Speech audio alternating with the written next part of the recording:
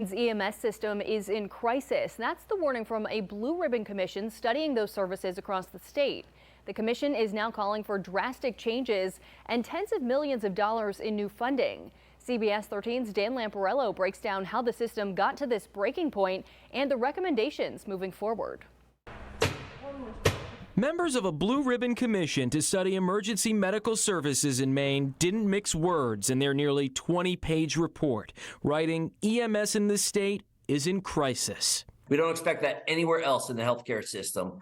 Why do we expect it in this essential service of healthcare? Senator Chip Curry co-chaired the commission, which found through its months of meetings and research that EMS services in Maine is, quote, not only at the edge of a cliff, but that in many areas of the state, particularly rural areas, EMS is already over that cliff. They cite the system as a whole is underfunded and understaffed. Any town needs an ambulance service. You need medical care right away. You want an ambulance. You want to know an ambulance is going to be coming.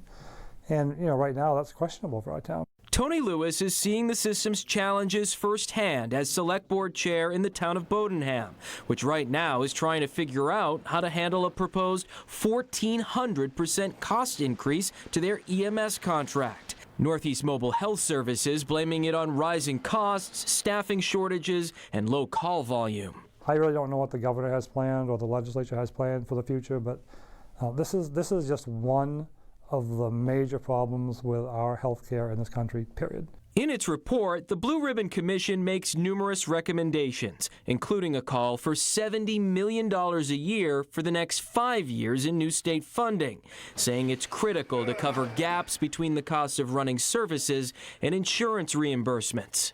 The report also highlights the need to increase education and benefits to help bolster the EMS workforce. Very few municipalities are staffed properly. They don't have the funding for it. Which is why communities like Bodenham hope this report will lead the state to respond. I don't know what the future holds for EMS in the state. It would be nice if the legislature and the governor would address it, but that's to be seen. As for where this funding could come from, the commission proposed taking it from the state's general fund. So far, that's not included in Governor Mills's budget proposal. As for some of the other recommendations, it's yet to be seen if legislators will take them up this session. I'm Dan Lamparello for CBS 13 News.